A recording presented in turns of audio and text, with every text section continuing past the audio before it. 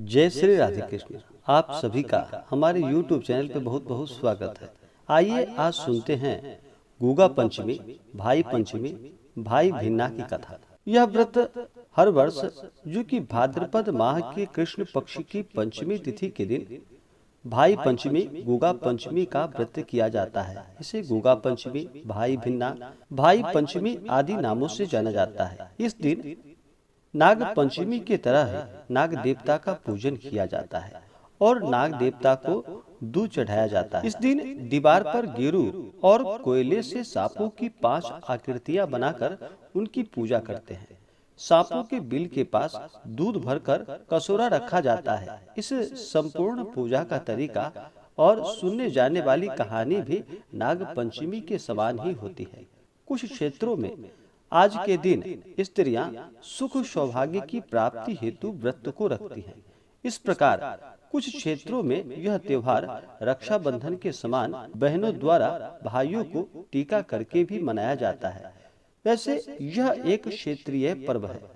इस दिन बड़े धूमधाम से भाद्रपद माह के कृष्ण पक्ष की पंचमी तिथि के दिन इस दिन व्रत को मनाते हैं।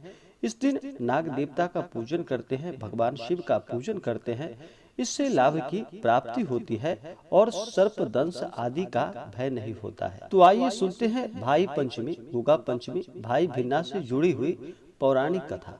तो बोलिए प्रेम से नाग देवता की जय। प्राचीन काल में एक सेठ जी थे जिनका की 7 पुत्र था। 7 के विवाह हो चुके थे। सबसे छोटा पुत्र की पत्नी श्रेष्ठ चरित्र की विदुषी और सुशील थी, परंतु उसका भाई नहीं था। एक दिन बड़ी बहू ने घर लीपने को पीली मिट्टी लाने के लिए सभी बहुओं के साथ चलने को कहा, तो सभी खुरपी लेकर मिट्टी खोदने लगे। तभी वहां एक सर्प निकला जिसे बड़ी बहू खुरपी से मारने लगी।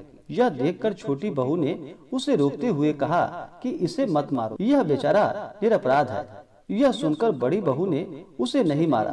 तब सर्प एक ओर जाकर बैठ गया।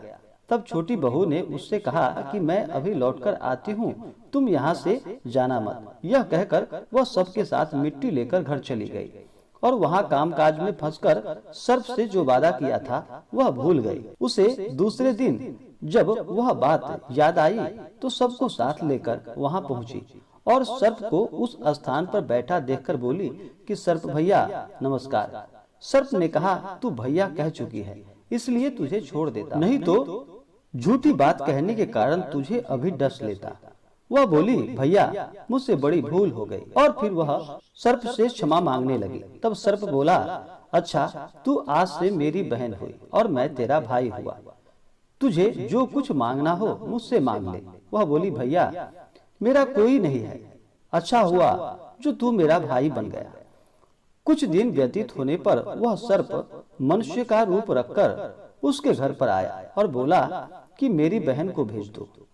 सबने कहा कि इसका तो कोई भाई नहीं है। तो वह बोला कि मैं दूर के रिश्ते में इसका भाई हूँ, बचपन में ही बाहर चला गया। उसको विश्वास दिलाने पर घर के लोगों ने छोटी को उसके साथ भेज दिया। उसने मार्ग में बताया कि मैं वही सर्प हूँ, इसलिए तू डरना नहीं, और जहाँ चलने में तुझे कठिनाई हो वहाँ मेरी पूंछ पकड़ लेना। उसके कहे अनुसार ही वैसा किया और इस प्रकार वह उसके घर पहुंच गई। वहां के धन ऐश्वर्य को देखकर वह चकित हो गई। एक दिन सर्प की माता ने उससे कहा कि मैं एक काम से बाहर जा रही हूँ, तू अपने भाई को ठंडा दूध पिला देना। उसे यह बात ध्यान न रही और उससे गर्म दूध उसे पिला दिया, जिसमें उसका मुख बेहतर जल गया। यह देखकर सर्प की माता बहुत क्रोधित हुई, परंतु सर्प के समझाने पर वह शांत हो गई। तब सर्प ने कहा कि बहन को अब उसके घर भेज देना चाहिए। तब सर्प और उसके पिता ने उसे बहुत सा सोना, चांदी, जवाहरात, वस्त्र, आभूषण आदि देकर उसके घर पर उसे पहुंचा दिया। इतना ढेर सारा धन देखकर बड़ी बहू ने ईर्ष्या के साथ कहा कि भाई तू बड़ा तेरा धनवान है, तुझे तो उससे और भी धन लेना चाहिए था। सर्प ने यह वचन सुना तो वह वस्तुएं सोने की लाकर दे दी। यह देखकर बड़ी बहू ने कहा कि इन्हें झाड़ने के लिए झाड़ू भी तो सोने की ही चाहिए। तब सर्प ने झाड़ू भी सोने की लाकर रख दी। सर्प ने छोटी बहू को हीरा मणियों का एक अद्भुत हार दिया। उसकी प्रशंसा उस देश की रानी ने भी सुनी और वह राजा से बोली कि सेठ की छोटी बहू का हार यहाँ आना चाहिए। राजा ने मंत्री को हुक्म दिया कि उससे वह हार लेकर शीघ्र उपस्थित हो। मंत्री ने सेठ जी से जाकर कहा कि महारानी जी छोटी बहू का हार पहनेंगी, वह उससे लेकर मुझे दे दो। सेठ जी ने डर के कारण छोटी बहू से हार मंगवाकर दे दिया। छोटी बहू को यह बात बहुत बुरी लगी। उसने अपने सर्प भाई को याद किया और आने पर प्रार्थना की कि भैया, रानी ने हार मेरा छीन लिया है, तुम कुछ ऐसा करो कि जब वह हार उसके गले में रहे तब तक के लिए वह सर्प बन जाए और जब वह मुझे लौटा दे तब हीरो और मणियों का हो जाए। सर्प ने ठीक वैसा ही किया। जैसे ही रानी ने हार पहना वैसे ही वह सर्प बन गया। यह देखकर रानी चीख पड़ी और रोने लगी। यह देखकर राजा ने सेठ के पास खबर भेजी कि छोटी बहू को तुरंत भेजो। सेठ जी डर गए कि राजा न जाने आखिर क्या करेगा। वे स्वयं छोटी बहू को साथ लेकर उपस्थित हुए। राजा ने छोटी बहू से पूछा कि तूने क्या जादू किया है, मैं तुझे दंड दूंगी। छोटी बहू बोली कि हे राजन, इस दृष्टता के लिए मुझे क्षमा कीजिए। यह हार ही ऐसा है कि मेरे गले में हीरो और मणियों का रहता है और दूसरे के गले में सर्प बन जाता है। यह सुनकर राजा ने वह सर्प बना हार उसे देकर कहा कि अभी पहनकर दिखाओ। छोटी बहू ने जैसे ही उसे पहना वैसे ही हीरो और मणियों का हार हो गया।